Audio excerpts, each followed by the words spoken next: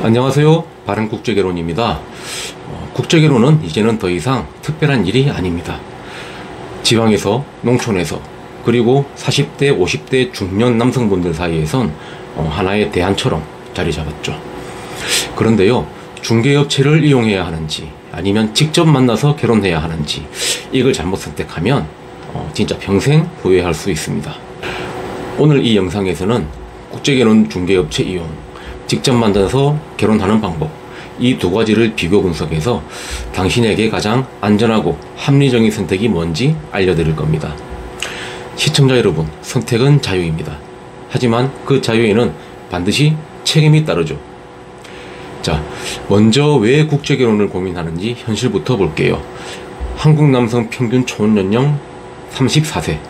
그런데 국제결혼 남성 평균은 무려 45세. 상대 여성은 대부분 20대 초중반. 수도권보다 지방에서 국제결혼 비율이 높고 국가별로 보면 베트남, 필리핀, 태국이 상위권입니다. 왜일까요? 국내 결혼 시장에서 기회가 부족하기 때문입니다. 조건이 모자라서, 지방에 살고 있어서, 나이가 많아서. 그래서 사람들은 대안적 결혼 시장으로 해외를 바라보기 시작하는 거죠. 중개업체를 쓰는 것과 직접 만나는 것, 뭐가 더 낫냐고요? 지금부터 냉정하게 비교해 드릴게요. 좋은 점부터 아주 안 좋은 점까지 현실적인 이야기들을 전해 드리겠습니다. 중개업체의 가장 큰 장점은 속도입니다. 빠른 속도. 4박 5일 정도의 일정으로 해외에 나가서 여성들을 만나고 바로 약혼이나 혼인신고를 진행합니다. 그리고 서류 접수와 입국 절차를 저희가 대행을 해드리고요. 보통 6개월 안팎이면 결혼이 완료됩니다.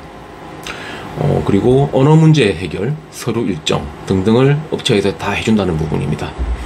신부 모집, 검증, 소개부터 혼인신고, 양측 가족관계 서류, F6 비자 신청까지, 만남부터 신부 입국까지의 모든 복잡한 절차들을 다 업체에서 알아서 해줍니다. 중개업체는 보통 현지 에이전시와 연결이 되어 있어서 검증된 여성, 정해진 일정, 지정된 숙소까지 원스톱 시스템으로 최고의 효율성을 자랑하죠. 솔직히 말하면 결혼의 안정성과 조건을 중시하는 분들에겐 이 방식이 현실적으로 맞을 수도 있습니다. 그럼 단점은 첫 번째, 비용이 많이 들죠.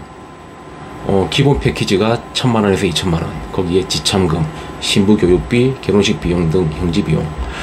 전체 비용은 국가별로 다르긴 하지만 평균 2,000에서 2,500만원 정도 들어갑니다. 두 번째, 성향 파악이 어렵다. 신부의 조건은 알고 만나지만 그 신부의 성향은 알 수가 없죠. 물론 매칭 때 여러 가지 질문들을 통해서 잘 파악하셔야겠지만 경험이 없는 신랑분들은 어떤 질문을 해야 할지조차 모르실 겁니다. 그래서 실제 결혼을 진행해보면 생각지도 못했던 성격 차이나 생활 습관 때문에 갈등을 겪을 수가 있습니다. 이 부분은 업체의 적극적인 개입과 조언이 반드시 필요한 부분이겠죠. 그럼 반대로 직접 만나면 어떨까요? 장단점을 한번 알아볼까요? 첫째, 먼저 상대방을 충분히 파악할 수가 있습니다.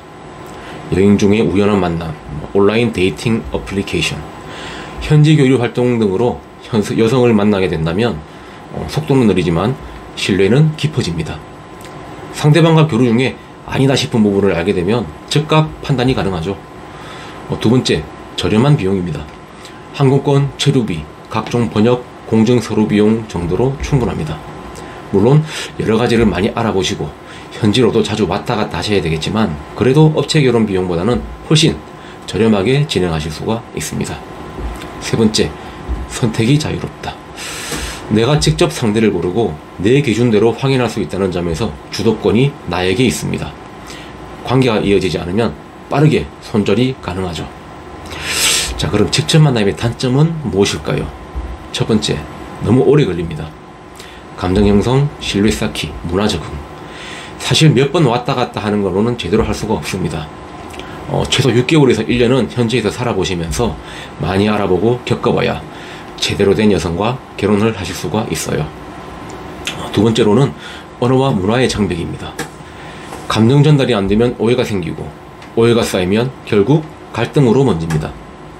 문화적으로 대립할 때에도 적절한 중재와 상호 이해가 없으면 곤란하겠죠. 이 부분들 때문에 아마 만남과 이별을 많이 반복하게 되실 겁니다. 시간을 오래 잡아야 하는 또 다른 이유이죠.